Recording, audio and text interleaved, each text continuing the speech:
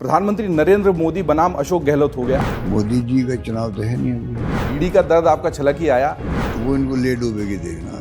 Paper leak Hindustan भर में हो रहे हैं। नमस्कार, हम लोग राजस्थान की राजधानी गुलाबी नगरी जयपुर में। गुलाबी ठंड दस्तक दे चुकी है, लेकिन राजनीतिक सरगर्मी बहुत जोरों पर है।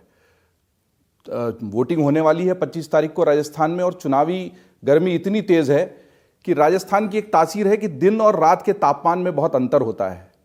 दिन बिल्कुल अलग होता है, रात बिल्कुल अलग होता है। वैसे ही राजस्थान में एक रिवाज भी है, सत्ता बदल जाती है हर 5 साल में। लेकिन एक जादूगर है जो इस रिवाज को बदलने के लिए आतुर है, और उसने पूरा जोर लगाया। और उस जोर की चर्चा केवल राजस्थान में नहीं, हिंदुस्तान की राजनीति में है। जी हां, मैं बात कर रहा हूं अशोक गहलोत जी की, जिनकी राजनीति का जादू लोगों के सिर चढ़कर बोलता है। अशोक जी, सबसे पहले तो अमर उजाला को समय देने के लिए आपको बहुत बहुत धन्यवाद। धन्यवाद आपका भी। एक तरफ आपकी 7 गारंटियां हैं और दूसरी तरफ मोदी जी की गारंटी है। यहां पर चुनाव दरअसल प्रधानमंत्री नरेंद्र मोदी बनाम अशोक गहलोत हो गया। आप इसको कैसे देख रहे हैं? देखिए, चुनाव राज्य सरकार का चुनाव है, स्टेट गवर्नमेंट का चुनाव है। यहाँ कोई मोदी जी की बात नहीं होनी चाहिए। मोदी जी का चुनाव तो है नहीं अभी, और उनकी कोई गारंटी है नहीं। उनकी गारंटी तो 25 तक रहेगी, और हमारी गारंटी तो 5 साल तक रहेगी। खाली उनके पास ईडी है, हमारे पास में गारंटी है, बस यही बात। ईडी का दर्द आपका छलक ही आया। आप किस तरीके से देखते हैं? इसकी आंच बहुत पास तक आई, और ईडी की लगातार बात पूरे देश के चुनाव में भी होती रही। आपको नहीं लगता कि एक राजनीतिक चालबाजी इसमें शामिल हो गई? देखिए, ईडी की तरह गतिविधि इनकी जो हुई है ना, वो इनको ले डूबेगी देखना आप इस चुनाव के अंदर भी। अभी 2 महीने से आ रहे हैं लोग, अपना एजेंडा बदलते जा रहे हैं। हमारी सरकार की जो कानून पास किए, हमने स्कीम लेके आए, गारंटी दी, उस पर ये चर्चा ही नहीं कर रहे हैं। इनकी हिम्मत अगर है इसमें, मैं चैलेंज देता हूँ उनको, उस पर चर्चा करो भाई, हमने क्या कमी है, क्या खामी है। खाली घोषणाएं करिए, धरातल बाइक नहीं आई है, इस पर चर्चा ही नहीं करेंगे। खाली भड़काने वाली भाषण देंगे सभी नेता लोग एक साथ में। अशोक जी, आपकी बात ठीक है कि हमारी गारंटी पे, हमारी स्कीम पे बात नहीं कर रहे हैं। मैं थोड़ा कम घूमा हूँ, हमारी टीम अमर उजाला की बहुत घूमी है, और हमारा सत्ता का संग्राम नाम से जो चुनावी रथ है वो जगह जगह जा रहा है। एक चीज़ जो जनता के तरफ से, खासतौर युवाओं से सबसे ज़्यादा सामने आ रही है, वो है पेपर लीक। पेपर लीक बहुत बड़ा मुद्दा है, और युवा इसको बार बार हमारे हर लाइव में भी उठा रहे हैं। तो आप इसको कैसे देख रहे हैं? ये आपके लिए एक चुनौती है बहुत बड़ी? देखिए, कोई चुनौती नहीं है।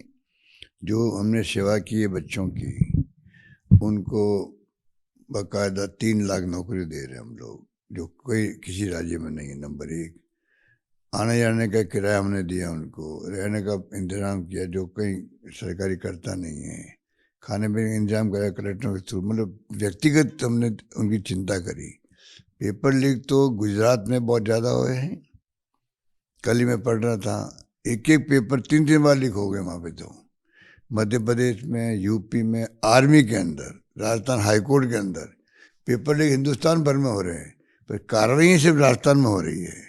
अरेस्ट भी की हमने, उनकी बिल्डिंगों को गिरा दिया, और साथ में जो कानून पास किया है आजीवन कारावास का, उसके बाद कोई पेपर लीक आउट नहीं हुआ है। तो कार्रवाई हमने करी है। बच्चे से समझते हैं, ये बीजेपी वाले भड़का रहे हैं, इनको भ्रम है कि ये इशू बनेगा। हाँ, तकलीफ होती है जब मेहनत करता आदमी, पेपर लीक हो गया, पोस्टपोन होगा अगर पेपर, तो तकलीफ तो होती है। देखिए, तकलीफ उनकी तकलीफ हमारी तकलीफ है।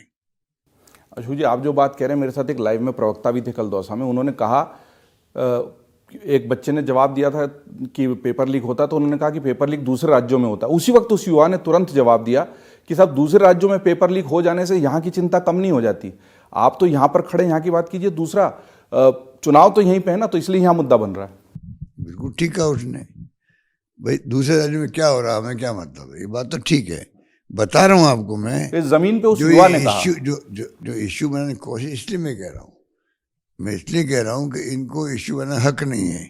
जो लोग इश्यू बना रहे हैं, उनके खुद के राज्यों में पेपर लीक हो रहे हैं। प्रधानमंत्री क्या कर पा रहे हैं गुजरात के अंदर, योगी जी क्या कर पा रहे हैं यूपी के अंदर, हमने करके दिखाया ना यहाँ पर। ये मैं कहना चाहता हूँ। दूसरी बड़ी चुनौती, समय बहुत कम है, बहुत सारी रैलियां हैं। एक दिन में 9 रैलियां, 7 रैलियां लगातार अशोक गहलोत जी कर रहे हैं। अशोक जी, दूसरी बड़ी चुनौती जो हमको समझ में आई जमीन पर चुनावी कवरेज करते हुए, एक तो पेपर लीक कांड था, दूसरा ये था लोग कहते हैं कि तस्वीर में तो अशोक गहलोत जी और सचिन पायलट जी एक साथ दिखाई देते हैं, सच में एक साथ नहीं है। तो आज अमर उजाला के माध्यम से इस पर आप बता ही दीजिए। अभी तो हर कांग्रेस जन एकजुट है, होना भी चाहिए। आज कांग्रेस का एकजुट होना देश के हित में है, कांग्रेस के हित में है, राजस्थान के हित के अंदर है। हालात बड़े गंभीर है देश के अंदर, लोकतंत्र की दर्जा उड़ रही है, संविधान की दर्जा उड़ रही है। ऐसे माहौल के अंदर हर कांग्रेस जन की ड्यूटी है और उसका धर्म भी है, सारे मतभेद भुला करके सिर्फ एक ही काम करें, कांग्रेस पार्टी को कामयाब करें और पार्टी को मजबूत करें। यह आह्वान आप सचिन पायलट जी से कर रहे हैं? ये सबसे कर रहा हूँ, जो भी कांग्रेस जन है देश का, प्रदेश का ही नहीं।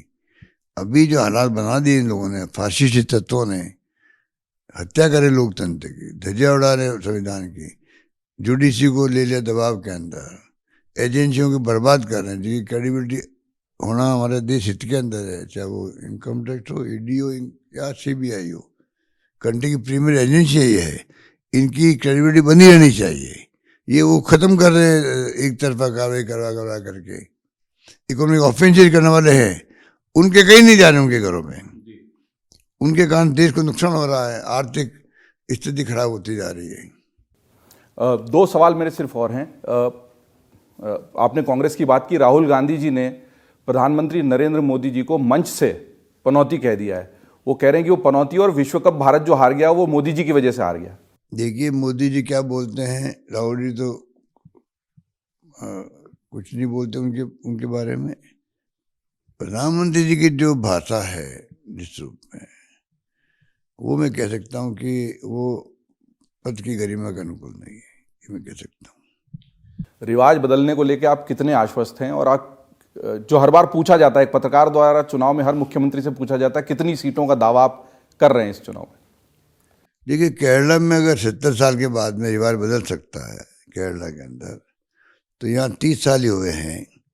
वहाँ सिर्फ इसलिए रिवाज बदल गया और कम्युनिस्ट पार्टी वापस आ गई कि कोरोना में अच्छा काम किया। तो हमने तो कोरोना में अच्छा काम यहाँ पे तो है, बिलवाड़ा मॉडल चला गया दुनिया के मुल्कों में, और साथ में जो हमने बाकी काम किए हैं, अच्छे से अच्छे कानून पास किए हैं, स्कीम लेके आए हैं, गारंटी दी है, लोग जुबान पे वो बात आ गई है, धरातल उतर गई है।